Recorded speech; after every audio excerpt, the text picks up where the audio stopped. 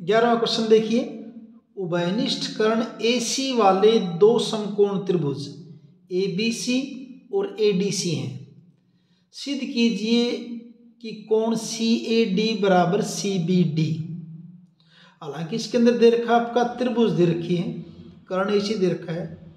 मैंने वृत्त एक बार पहले बना दिया है, एक्चुअल में बनाना नहीं होता, मैंने बना दिया है, बाद में आप समझ जाएंगे क्यों बना है। अभी देखिए आप, तो पहले तो ये देखिए दिया क्या है इसके अंदर, पहले तो फिगर बना थोड़ी सी दे रखी है। उभयनिष्ठ कर्ण, मान लीजिए मैंने ये बना दिया कर्ण यहाँ पे, और कर्ण मैंने जानबूझ के यहाँ से ले रखा है, ये ले लिया ये कर्ण। उभयनिष्ठ कर्ण क्या ले लिया, AC। अब क्योंकि मैंने केंद्र में से निकाला तो क्या होगा, ऊपर भी अर्धवृत्त है नीचे भी अर्धवृत्त है, तो यहाँ चाहे आप कोई भी कोण बनाओ सारे कोण क्या होंगे आपके, समकोण ही होंगे। तो क्योंकि अर्धवृत्त में बना कोण क्या होता है, समकोण होता है, कहीं बना लो चाहे, ये कोण आपके क्या होंगे, समकोण होंगे। इसका नाम हमने B कर दिया और इसका नाम कर दिया हमने D। ठीक है, दिया है। अब लिख देते हैं इसके अंदर क्या क्या दे रखा है, क्या हमें करना है इसके अंदर। तो सबसे पहले लिखते हैं दिया है,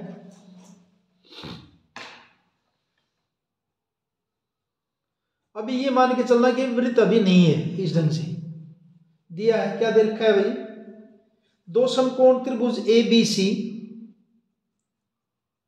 दो समकोण त्रिभुज ABC और ADC जिनमें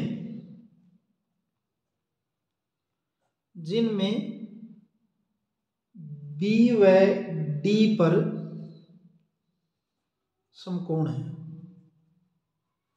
B व D पर क्या आपके समकोण है। सिद्ध क्या करना है, सिद्ध करना नहीं बल्कि ज्ञात करना, नहीं सिद्ध करना है। सिद्ध करना क्या आपका, कोण CAD बराबर किसके कोण, CBD के, CAD यानी कि ये कोण CAD और दूसरा CBD, इसको मिलाना पड़ेगा हमें, ये कोण आपका हो जाएगा CBD। इन दोनों कोणों को हमने क्या करना है, बराबर सिद्ध करना है, ये सिद्ध करना है। उपपत्ति या प्रमाण जो इसका देखिए, कोण ABC और कोण ABC, कोण ABC बराबर किसके, कोण ADC के।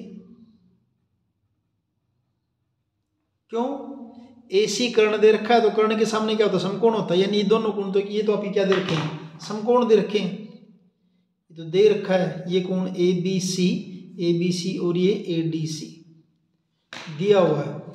बाकी हमने अपनी आसानी के लिए पहले खींच लिया है। कर्ण के सामने वाला कोण क्या होता है, 90 डिग्री का। AC कर्ण दे रखा है तो ये कोण तो 90 के होने ही है, तो कितने के आपके 90 डिग्री के, क्या आपका ये दिया है, ये कोण तो 90 के दे रखे हैं। ठीक है,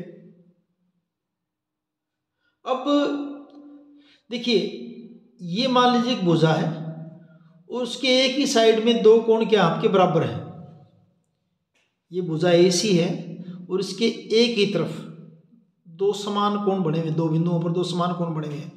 अगर ऐसा कहीं है तो इसका मतलब इन बिंदुओं ABDC में से एक वृत्त खींच सकते। ये हमने प्रमेय की है पीछे कि किसी भुजा के एक ही तरफ अगर दो कोण समान हैं तो वो चारों बिंदु एक वृत्तीय होते हैं।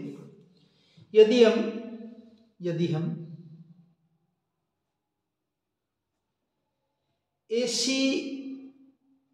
को, हालांकि मैंने पहले खींच दिया वृत्त, व्यास मानकर, AC को व्यास मानकर एक वृत्त खींचे,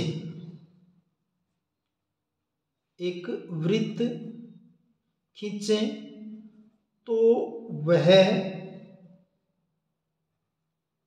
B और D में से गुजरेगा। कहने का मतलब बिंदु ए बी डी सी क्या हो जाएंगे आपके एक ही वृत्तीय हो जाएंगे, एक ही वृत्त के ऊपर क्या है स्थित है। ओरिजिन भी देना चाहो तो क्या हो जाएगा, बी और डी जो बिंदु हो चाप AC के एकांतर खंड में है, इस चाप AC के क्या है एक ही साइड में है। रीजन लिख देता हूं मैं, क्योंकि B और D वे बिंदु हैं जो चाप AC के एकांतर खंड में स्थित हैं, एकांतर खंड में है यानी एक ही साइड में। ठीक भाई। अब कहने का मतलब क्या हुआ कि ABDC से क्या कर दिया, एक वृत्त पास हो रहा है। अब इसमें से अगर वृत्त पास हो रहा है तो इस चाप CD को देखिए, ये चाप CD यहाँ पे कोण क्या बना रही है, ये एक कोण तो ये है और यहाँ पर भी एक कोण बना रही है। एक ही वृत्तखंड के कोण क्या हो जाएंगे, समान हो जाएंगे। तो क्या चाप CD एक ही वृत्तखंड में कोण CBD और कोण CAD अंतरित करती है, बनाती है। इसलिए क्या हो जाएगा, कोण CAD बराबर कोण किसके, CBD के। चाहो तो सीधा भी लिख सकते हो एक ही वृत्तखंड के कोण, एक ही बात है। ये भी लिख सकते हो कि एक ही वृत्तखंड के कोण। और बस इतना ही था, ये आपका क्वेश्चन नंबर हो गया 11।